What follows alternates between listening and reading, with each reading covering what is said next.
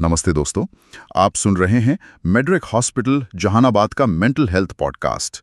आज हम एक बहुत ही अहम लेकिन अक्सर जिस पर बात नहीं होती उस परेशानी पर बात करने वाले हैं, हेल्थ एंग्जाइटी। ये वो स्थिति है जब सेहत को लेकर जो फिक्र है वो इतनी बढ़ जाती है कि हमारी रोजमर्रा की जिंदगी पर हावी होने लगती है। आज हमने हेल्थ एंग्जाइटी से जुड़े कुछ तजुर्बे, कुछ केस स्टडीज और एक्सपर्ट्स की राय को समझने की कोशिश की है ताकि इस मुद्दे की तह तक जा सकें। बिल्कुल। और ये समझना बहुत जरूरी है कि देखिए, अपनी सेहत की फिक्र करना कोई गलत बात नहीं है, वो तो स्वाभाविक है। पर जब ये फिक्र एक अंतहीन चिंता बन जाए, मतलब जब हर छोटी सी बात पर किसी बड़ी बीमारी का डर सताने लगे, हाँ, तब ये हेल्थ एंग्जाइटी का संकेत हो सकता है। और ये काफी आम है। कई लोग इसे महसूस करते हैं पर समझ नहीं पाते कि ये सिर्फ नॉर्मल चिंता है या कुछ और। हाँ, और अक्सर लोग ना चुपचाप इससे जूझते रहते हैं। तो अगर आप हमारे साथ पहली बार जुड़ रहे हैं तो सब्सक्राइब करना ना भूलें। यहाँ हम स्वास्थ्य से जुड़ी ऐसी ही जरूरी बातों को आसान भाषा में समझने की कोशिश करते हैं। चलिए इस विषय की गहराई में उतरते हैं। तो सबसे पहले एकदम सरल शब्दों में अगर समझें, ये हेल्थ एंग्जाइटी आखिर है क्या? मतलब ये रोज की चिंता से अलग कैसे है? देखिए, हेल्थ एंग्जाइटी का सीधा सा मतलब है अपनी सेहत को लेके बहुत ज्यादा और लगातार चिंता करना। इतना ज्यादा कि व्यक्ति अपना ज्यादातर वक्त, आप कह सकते हैं, इसी सोच में बिताता है कि उसे कोई गंभीर बीमारी है या होने वाली है। और ये चिंता जो है वो तर्क और डॉक्टर की रिपोर्ट्स के बावजूद बनी रहती है, मतलब तसल्ली नहीं होती। अच्छा, इसका एक पहलू ना ऑब्सेसिव कंपल्सिव डिसऑर्डर यानी ओसीडी से मिलता जुलता है। ओसीडी से? हाँ, कैसे? हाँ, जैसे ओसीडी में कोई अनचाहा विचार, मतलब ऑब्सेशन, मन में आता है बार बार, और उसे कम करने के लिए इंसान कोई काम बार बार करता है जिसे कंपल्शन कहते हैं। हाँ हाँ, वैसे ही हेल्थ एंग्जाइटी में बीमारी का डर एक ऑब्सेशन बन जाता है और उसे कम करने के लिए व्यक्ति बार बार डॉक्टर बदलता है, टेस्ट करवाता है या अपने शरीर को चेक करता रहता है। ये एक तरह का कंपल्शन है। तो ये एक अंतहीन चक्र सा बन जाता है जो मतलब बहुत थका देता है, एग्जॉस्टिंग होता है। आपने ओसीडी का जिक्र किया, ये वाकई ध्यान देने वाली बात है। मतलब वो बार बार शरीर को चेक करना या गूगल पर लक्षण ढूंढना, ये एक तरह का कंपल्शन हुआ उस डर को शांत करने के लिए। बिल्कुल सही। व्यक्ति को लगता है कि ऐसा करने से शायद कुछ पता चल जाएगा या थोड़ी राहत मिलेगी, पर होता उल्टा है। ये उस चिंता को और मजबूत कर देता है। आम चिंता में क्या होता है, जैसे आपने कहा, मान लीजिए किसी को सिर दर्द हुआ, डॉक्टर ने कहा सब ठीक है, दवा दी, तो व्यक्ति को तसल्ली हो जाती है। हाँ, भरोसा हो जाता है। पर हेल्थ एंग्जाइटी में डॉक्टर की बात पर, रिपोर्ट पर शक बना रहता है। दिमाग में चलता रहता है, कहीं कुछ छूट तो नहीं गया, शायद ये डॉक्टर ठीक नहीं, टेस्ट गलत तो नहीं आया। ये शक और डर ही इसे सामान्य चिंता से अलग बनाते हैं। ये तो सच में बहुत मुश्किल स्थिति लगती है। तो फिर कोई कैसे पहचाने कि उसे सामान्य चिंता है या ये हेल्थ एंग्जाइटी का रूप ले चुकी है? इसके कुछ खास लक्षण होते होंगे या व्यवहार? हाँ बिल्कुल, कुछ खास पैटर्न है जो देखने को मिलते हैं। जैसे पहला तो यही कि व्यक्ति लगातार अपनी सेहत की चिंता में डूबा रहता है, मतलब दिन का बड़ा हिस्सा इसी सोच में गुजरता है, हर वक्त वही सोच। हाँ। दूसरा, अपने शरीर पर बहुत ज्यादा ध्यान देना और लगातार बीमारी के लक्षण खोजना। जरा सी गांठ दिखी, हल्की सी झंझनाहट हुई, थोड़ा सा दर्द हुआ, हर चीज किसी बड़ी बीमारी का संकेत लगने लगती है। इसे बॉडी स्कैनिंग भी कहते हैं, मतलब शरीर को स्कैन करते रहना। अच्छा। तीसरा, बार बार दूसरों से आश्वासन मांगना, रीअश्योरेंस जिसे कहते हैं। जैसे घर वालों से पूछना? बिल्कुल, परिवार वालों से, दोस्तों से, या बार बार डॉक्टर से पूछना, मैं ठीक तो हूं ना, जरा देखो ये निशान कैसा लग रहा है, क्या आपको लगता है मुझे डॉक्टर को दिखाना चाहिए? ये थोड़े समय के लिए राहत तो देता है, पर चिंता वापस आ जाती है। चौथा, मन में ये गहरा डर बैठ जाना कि डॉक्टर या मेडिकल टेस्ट में कोई गंभीर बीमारी पकड़ में नहीं आई है, कुछ जरूर छूट गया है। इस वजह से लोग अक्सर कई डॉक्टरों को दिखाते हैं, जिसे डॉक्टर शॉपिंग भी कहते हैं, या बार बार वही टेस्ट करवाते रहते हैं। वो डॉक्टर शॉपिंग, ये शब्द भी है इसके लिए? हाँ। पांचवां, इंटरनेट पर सेहत से जुड़ी जानकारी बहुत ज्यादा खोजना, हद से ज्यादा। हाँ, ये तो बहुत आम है आजकल, गूगल डॉक्टर। बिल्कुल, इसे आजकल साइबर कॉन्ड्रिया भी कहा जाता है। छोटे से लक्षण के बारे में पढ़कर लोग बड़ी बड़ी बीमारियों के बारे में सोचने लगते हैं और बुरी तरह डर जाते हैं। छठा, कुछ लोग इसका बिल्कुल उल्टा करते हैं। वो सेहत से जुड़ी किसी भी बात से बचते हैं। मेडिकल शो नहीं देखेंगे, बीमार लोगों से मिलने से कतराएंगे, क्योंकि इससे उनका डर और बढ़ जाता है। इसे अवॉइडेंस बिहेवियर कहते हैं। बचना मतलब? हाँ, बचना। और 7वां, कभी-कभी व्यक्ति ऐसा बर्ताव करने लगता है जैसे कि वो वाकई बीमार है, जैसे कसरत करना बंद कर देना, बाहर आना जाना कम कर देना, सामाजिक कार्यक्रमों से बचना, इस डर से कि कहीं उनकी तबीयत ज्यादा ना बिगड़ जाए। आपने इतने सारे व्यवहार बताए और ये जानना वाकई जरूरी है, पर इसमें एक और मुश्किल जुड़ जाती है ना? कि चिंता मतलब एंजाइटी, वो खुद भी तो शरीर पर असर डालती है। हाँ, बिल्कुल। वो असली शारीरिक लक्षण पैदा कर सकती है, जैसे सिरदर्द या दिल की धड़कन तेज होना, पेट में गड़बड़ी या सीने में जकड़न। तो व्यक्ति को लगता है कि देखो मुझे सच में कुछ हो रहा है। ये तो एक दुष्चक्र जैसा बन जाता है। Vicious cycle. आपने बिल्कुल सही पकड़ा। ये समझना सबसे जरूरी है यहाँ। एंजाइटी जो है वो हमारे शरीर के फाइट और फ्लाइट सिस्टम को एक्टिवेट कर देती है। अच्छा। तनाव वाले हार्मोन्स निकलते हैं, जिससे दिल तेज धड़कता है, सांस तेज चलती है, मांसपेशियों में खिंचाव आता है, पसीना आता है, पेट में गड़बड़ी होती है। ये सारे लक्षण बिल्कुल असली होते हैं, फिजिकल सेंसेशंस है, काल्पनिक नहीं है। हाँ, महसूस होते हैं। हाँ, महसूस होते हैं, लेकिन इनकी वजह कोई अंदरूनी बीमारी नहीं, बल्कि दिमाग में चल रही तीव्र चिंता होती है। और क्योंकि ये लक्षण असली होते हैं, व्यक्ति का डर और पक्का हो जाता है कि उसे जरूर कोई बीमारी है। यहीं से वो चक्र घूमता रहता है। इसे और बेहतर तरीके से समझने के लिए क्या हम रवि की कहानी को थोड़ा और विस्तार से जान सकते हैं? आपने बताया था वो 28 साल के टीचर हैं, उनके साथ क्या हुआ था असल में? हाँ, रवि की कहानी काफी कुछ सिखाती है। देखिए, रवि एक स्कूल में पढ़ाते थे, अपने काम में काफी अच्छे थे, मेहनती थे। कुछ महीनों से उन्हें अक्सर अपने सीने में बाईं तरफ एक अजीब सी जकड़न और कभी-कभी हल्का दर्द सा महसूस होता था। अब उन्हें तुरंत डर लगा कि कहीं ये दिल की बीमारी का संकेत तो नहीं। आजकल इतनी खबरें सुनते हैं हम। हाँ बिल्कुल, डर लगना स्वाभाविक है। तो उन्होंने पहले अपने फैमिली डॉक्टर को दिखाया। डॉक्टर ने जांच की, पूछा पाछा, कहा कि चिंता की बात नहीं लगती, शायद मांसपेशियों का खिंचाव हो या एसिडिटी। पर रवि को तसल्ली नहीं हुई। उन्हें लगा डॉक्टर ने शायद हल्के में ले लिया। शक रह गया मन में। हाँ, फिर उन्होंने एक हार्ट स्पेशलिस्ट को दिखाया, कार्डियोलॉजिस्ट को। वहां ईसीजी हुआ, फिर ट्रेडमिल टेस्ट, टीएमटी जिसे कहते हैं, वो भी हुआ। सारी रिपोर्ट्स एकदम नॉर्मल आई। डॉक्टर ने उन्हें समझाया कि देखिए, आपका दिल बिल्कुल स्वस्थ है, ये लक्षण चिंता मतलब एंजाइटी की वजह से हो सकते हैं। तो रिपोर्ट्स नॉर्मल थी? एकदम नॉर्मल। अब कायदे से तो रवि को राहत मिलनी चाहिए थी, है ना? हाँ बिल्कुल। लेकिन हुआ उल्टा। उनके मन में ये बात और पक्की हो गई कि जरूर कोई ऐसी छिपी हुई बीमारी है जो इन टेस्ट में पकड़ में ही नहीं आ रही। शायद कोई बहुत ही रेयर कंडीशन है जो डॉक्टरों को भी नहीं पता। अरे बाप रे। इसका असर ये हुआ कि वो बार बार अपने सीने पर हाथ रखकर चेक करते रहते, रात को ठीक से सो नहीं पाते थे, करवटें बदलते रहते थे। स्कूल में पढ़ाते हुए भी उनका ध्यान अपनी सेहत पे लगा रहता। काम पर भी असर? बिल्कुल। दोस्तों के साथ बाहर जाना, क्रिकेट खेलना, जो उन्हें बहुत पसंद था, वो सब उन्होंने बंद कर दिया, इस डर से कि कहीं खेलते हुए कुछ हो न जाए। परिवार वाले भी परेशान रहने लगे। उन्हें समझाते, पर रवि का डर कम नहीं होता था। वो इंटरनेट पर घंटों हार्ट डिजीज के बारे में पढ़ते रहते थे। यहाँ समझने वाली बात यह है कि रवि का दर्द या जकड़न का एहसास वो बिल्कुल असली था, लेकिन उसका कारण दिल की बीमारी नहीं, बल्कि उनकी हेल्थ एंजाइटी थी। उनका डर इतना बढ़ गया था कि वो उनकी पूरी जिंदगी को कंट्रोल करने लगा था। रवि की कहानी सुनकर वाकई महसूस होता है कि स्थिति कितनी पीड़ादायक हो सकती है। मतलब ये सिर्फ एक वहम नहीं है, ये एक असली मानसिक स्वास्थ्य चुनौती है, जिसका असर रिश्तों पर, काम पर और जीवन की क्वालिटी पर पड़ता है।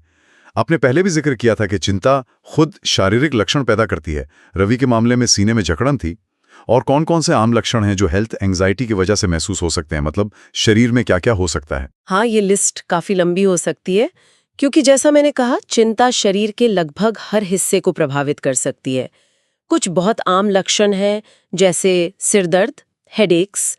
तनाव वाला सिरदर्द बहुत आम है। हाँ, टेंशन हेडेक। बिल्कुल। चक्कर आना या लगना कि सिर घूम रहा है, डिजीनेस और लाइट हेडेडनेस, दिल की धड़कन का बहुत तेज हो जाना, रेसिंग हार्ट बीट, या महसूस होना कि दिल जोर जोर से धड़क रहा है, पैल्पिटेशंस जिसे कहते हैं। हाँ, धक धक महसूस होना। हाँ, सांस लेने में तकलीफ महसूस होना या लगना कि पूरी सांस नहीं आ रही, शॉर्टनेस ऑफ ब्रेथ।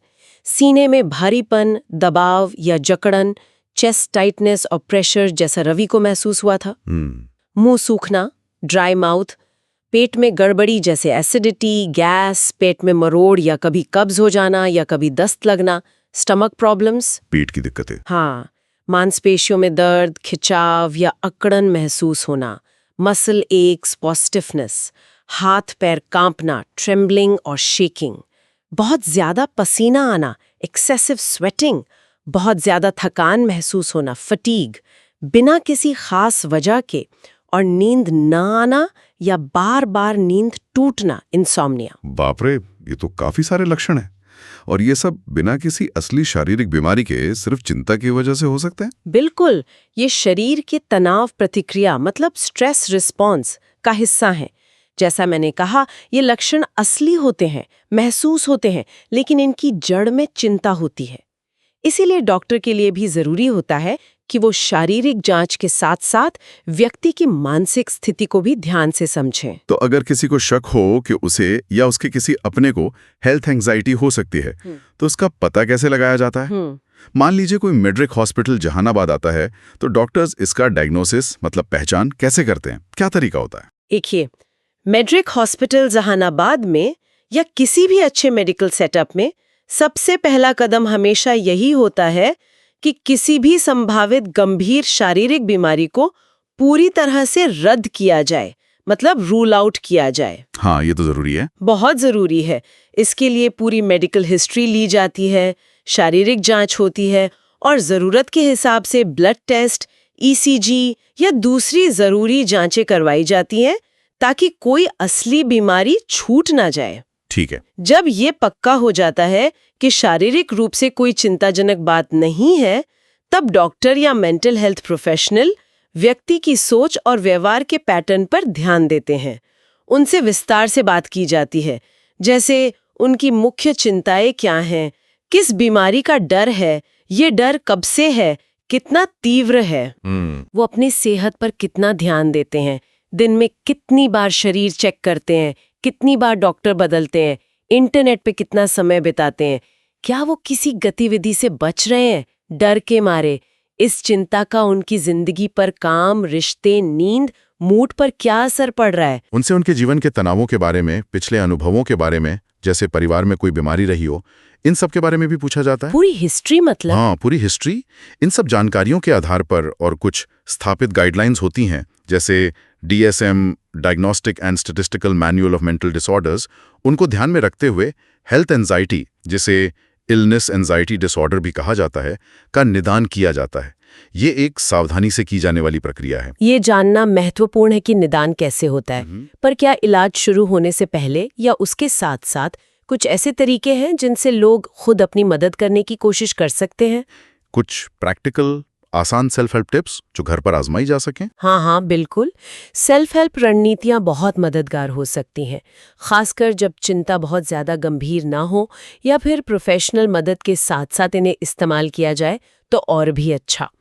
कुछ आसान कदम है। पहला, जागरूकता बढ़ाएं और डायरी रखें, मतलब ध्यान देना शुरू करें कि आप दिन भर में कितनी बार अपने शरीर को चेक करते हैं, कितनी बार गूगल करते हैं या कितनी बार दूसरों से रीअश्योरेंस मतलब तसल्ली मांगते हैं। अच्छा, लिखना है। हाँ, सिर्फ लिखने से ही कई बार आपको अपने पैटर्न का अंदाजा लग जाता है। फिर धीरे धीरे एक लक्ष्य बनाएं कि हर हफ्ते इस संख्या को थोड़ा कम करेंगे। दिन भर में कितनी बार आप अपना बॉडी चेक करते हो या दूसरों से पूछते हो या गूगल करते हो, बस लिख लीजिए। फिर कोशिश कीजिए कि अगले हफ्ते थोड़ा कम करें। हाँ, ये डायरी वाली बात अच्छी है, ट्रैक रखने के लिए। बिल्कुल। दूसरा, अपनी डरावनी सोच को चुनौती दे। Challenge your thoughts. जब भी मन में कोई डरावना विचार आए, जैसे मेरे सीने में दर्द है, लगता है हार्ट अटैक आ रहा है, तो रुकें। एक कॉपी में 2 कॉलम बनाएं। एक में ये डर वाला विचार लिखें, दूसरे कॉलम में सबूतों के आधार पर एक ज्यादा संतुलित, यथार्थवादी, बैलेंस्ड विचार लिखें। मतलब उसका जवाब लिखें। हाँ, एक तरह से। जैसे डॉक्टर ने कहा था मेरा दिल ठीक है, ये दर्द शायद चिंता या गैस की वजह से है, पिछली बार भी ऐसा हुआ था और कुछ नहीं निकला था।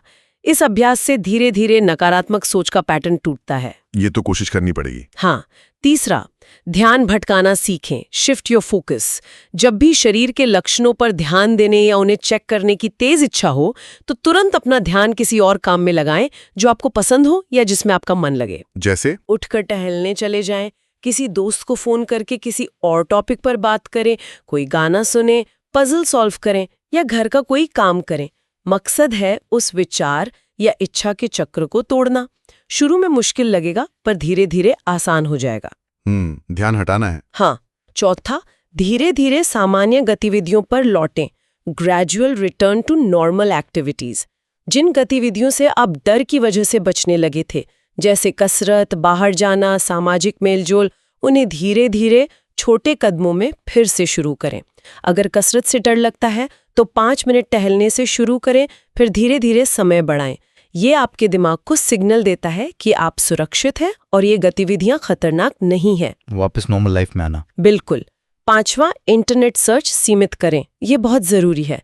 तय करें कि आप दिन में या हफ्ते में कितनी देर स्वास्थ्य संबंधी जानकारी खोजेंगे, जैसे दिन में सिर्फ 15 मिनट, और कोशिश करें कि विश्वसनीय स्रोतों जैसे WHO या सरकारी स्वास्थ्य वेबसाइट का ही उपयोग करें, न कि रैंडम फोरम या ब्लॉग्स का। को चुनौती देने वाला अभ्यास। लेकिन अगर किसी को लगे कि ये सब करने के बावजूद चिंता कम नहीं हो रही या वो अकेले इसे संभाल नहीं पा रहा है, तो फिर प्रोफेशनल हेल्प लेना ही सही रास्ता है। मेड्रिक हॉस्पिटल जहानाबाद में इसके लिए क्या ट्रीटमेंट विकल्प उपलब्ध हैं? बिल्कुल। अगर सेल्फ हेल्प काफी नहीं है या चिंता बहुत ज्यादा है तो पेशेवर मदद लेना सबसे अच्छा कदम है। मेड्रिक हॉस्पिटल जहानाबाद में हेल्थ एंजाइटी के इलाज के लिए कई प्रभावी तरीके उपलब्ध हैं, जिन्हें व्यक्ति की जरूरत के हिसाब से इस्तेमाल किया जाता है।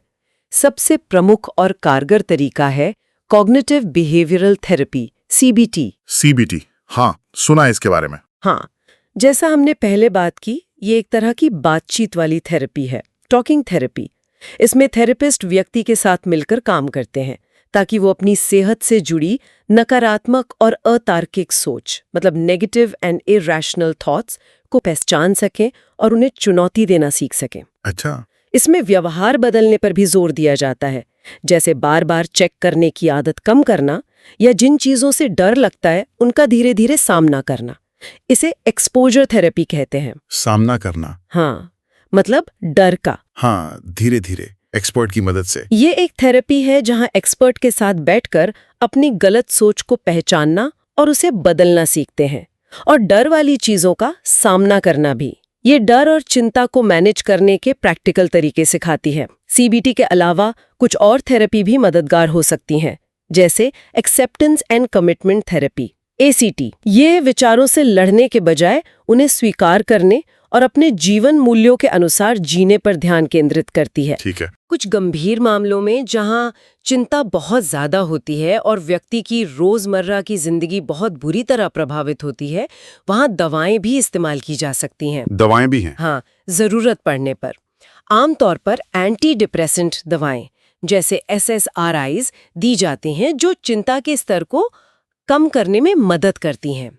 लेकिन ये दवाएं हमेशा एक योग्य डॉक्टर जैसे साइकियाट्रिस्ट की सलाह और देखरेख में ही लेनी चाहिए। डॉक्टर के सलाह से ही? बिल्कुल। इनका असर होने में कुछ हफ्ते लग सकते हैं और इन्हें अचानक बंद नहीं करना चाहिए। दवाओं का नाम लेना यहाँ ठीक नहीं, क्योंकि ये व्यक्तिगत जरूरत पर निर्भर करता है। अक्सर सबसे अच्छा नतीजा थेरेपी और जरूरत पड़ने पर दवाओं के मेल से, कॉम्बिनेशन से मिलता है। इसके साथ ही लगातार सहायता, ऑनगोइंग सपोर्ट और जीवन शैली में बदलाव जैसे नियमित व्यायाम, पूरे नींद, तनाव कम करने की तकनीकें जैसे मेडिटेशन, ये भी इलाज का अहम हिस्सा हैं। यानी इलाज के कई पहलू हैं। सोच पर काम करना, व्यवहार बदलना, जरूरत पड़ने पर दवाएं और जीवन शैली में सुधार। ये जानना तसल्ली देता है कि मदद उपलब्ध है और प्रभावी भी है। आखिर में एक सवाल जो शायद कई श्रोताओं के मन में घूम रहा होगा, ये हेल्थ एंजाइटी आखिर होती क्यों है? मतलब इसके पीछे क्या कारण हो सकते हैं? क्या कोई खास तरह के लोग होते हैं जिन्हें ये ज्यादा होता है? ये एक बहुत अच्छा सवाल है। देखिए, हेल्थ एंजाइटी के पीछे कोई एक कारण नहीं होता, बल्कि ये कई चीजों का मिला-जुला परिणाम हो सकता है। कुछ संभावित वजहें ये हो सकती हैं: व्यक्तिगत या पारिवारिक अनुभव, जैसे अगर किसी ने बचपन में कोई गंभीर बीमारी झेली हो या अपने किसी करीबी को गंभीर बीमारी से बहुत कष्ट उठाते या गुजरते हुए देखा हो, तो सेहत को लेकर एक गहरा डर मन में बैठ सकता है। हाँ, वो अनुभव रह जाता है, बिल्कुल। जैसे अगर किसी ने अपने घर में बचपन में या हाल ही में किसी अपने को सीरियस बीमारी से बहुत परेशान होते देखा है, तो कभी-कभी वो डर अंदर बैठ जाता है और बाद में हेल्थ एंजाइटी का रूप ले लेता है। व्यक्तित्व के पहलू, कुछ लोग स्वभाव से ज्यादा चिंतित होते हैं, हाँ, एंग्शियस पर्सनालिटी जिसे कहते हैं, हाँ, या उनमें नकारात्मक सोचने की प्रवृत्ति ज्यादा होती है। अनिश्चितता मतलब अनसर्टनिटी को बर्दाश्त करना उनके लिए मुश्किल होता है। और सेहत एक ऐसा क्षेत्र है जहां हमेशा कुछ ना कुछ अनिश्चितता बनी रहती है। हाँ, मानसिक स्वास्थ्य का इतिहास, जिन लोगों को पहले से एंग्जाइटी डिसऑर्डर, डिप्रेशन या ओसीडी जैसी समस्याएं रही हों, उनमें हेल्थ एंग्जाइटी विकसित होने का खतरा ज्यादा हो सकता है। ये आपस में जुड़े हो सकते हैं। जानकारी का अत्यधिक बोझ, जैसा हमने पहले कहा, आजकल इंटरनेट और मीडिया में स्वास्थ्य संबंधी जानकारी की भरमार है और अक्सर डरावनी जानकारी भी होती है। हाँ, बहुत ज्यादा। लगातार इस तरह की जानकारी के संपर्क में रहने से भी चिंता बढ़ सकती है, खासकर अगर जानकारी भरोसेमंद न हो। ये इन्फॉर्मेशन ओवरलोड का एक साइड इफेक्ट है। जीवन के तनावपूर्ण बदलाव, कभी-कभी जीवन में कोई बड़ा तनावपूर्ण बदलाव या घटना, स्ट्रेसफुल लाइफ इवेंट, जैसे किसी प्रियजन की मृत्यु, नौकरी छूटना या कोई बड़ा एक्सीडेंट, ये भी अत्यधिक चिंता को ट्रिगर कर सकता है, जो बाद में सेहत पर केंद्रित हो जाती है और हेल्थ एंग्जाइटी का रूप ले लेती है। अच्छा, मतलब कोई और तनाव सेहत की चिंता में बदल सकता है। हाँ, ऐसा हो सकता है। तो हाँ, ये कई वजहों का मिश्रण हो सकता है और हर व्यक्ति की कहानी अलग होती है। ये समझना वाकई जरूरी है कि इसके पीछे कई परतें हो सकती हैं। तो दोस्तों, आज की इस पूरे बातचीत का सार यही है कि अपनी सेहत की चिंता करना स्वाभाविक है। ये दिखाता है कि आप परवाह करते हैं। लेकिन जब यही चिंता एक बोझ बन जाए, आपकी रोजमर्रा की जिंदगी को, आपकी खुशियों को कंट्रोल करने लगे, तो ये रुक कर सोचने और मदद लेने का संकेत है। याद रखें, आप अकेले नहीं हैं। बिल्कुल। और सबसे महत्वपूर्ण बात यह है कि हेल्थ एंग्जाइटी का इलाज पूरी तरह संभव है, ये ट्रीटेबल है। सही मदद, सही जानकारी और सही रणनीतियों से इस चिंता के चक्र को तोड़ा जा सकता है और एक स्वस्थ, संतुलित और खुशहाल जीवन जिया जा सकता है। उम्मीद हमेशा रखनी चाहिए। अगर आपको या आपके किसी जानने वाले को लगता है कि वो हेल्थ एंजाइटी से जूझ रहे हैं और उन्हें मदद की जरूरत है, तो झिझके नहीं। मेड्रेक हॉस्पिटल जहानाबाद में हमारी टीम आपकी मदद के लिए हमेशा तैयार है। आप हमारे हेल्पलाइन नंबर पर संपर्क कर सकते हैं या हमारी वेबसाइट पर जाकर और जानकारी ले सकते हैं। और अगर आज की इस बातचीत से आपको कुछ नया सीखने को मिला या किसी भी तरह की मदद मिली हो, तो कृपया हमारे चैनल को सब्सक्राइब करें। इसे अपने दोस्तों और परिवार के उन लोगों के साथ जरूर शेयर करें जिन्हें शायद इसकी जरूरत महसूस होती हो। आपका एक शेयर किसी की मदद कर सकता है। यह है मेड्रेक हॉस्पिटल जहानाबाद पॉडकास्ट। हमारा निरंतर प्रयास है कि हम विश्व स्तरीय स्वास्थ्य जानकारी और सेवाएं आप तक आपकी भाषा में पहुंचाएं। और जाते जाते आप सबके लिए एक सवाल छोड़ जाते हैं जिस पर आप विचार कर सकते हैं। अपनी सेहत के प्रति जागरूक होने मतलब हेल्थ कॉन्शियस होने और सेहत की चिंता में डूबे रहने मतलब हेल्थ एंग्शियस होने के बीच की वो महीन रेखा कहाँ है? हम कब अपनी सेहत का ध्यान रखने की सीमा लांघ कर बेवजह की चिंता में पड़ जाते हैं? इस पर जरूर सोचिएगा। अगली बार फिर मिलेंगे एक नए विषय के साथ। तब तक अपना ख्याल रखें, स्वस्थ रहें और उम्मीद बनाए रखें। स्वस्थ रहें और उम्मीद बनाए रखें।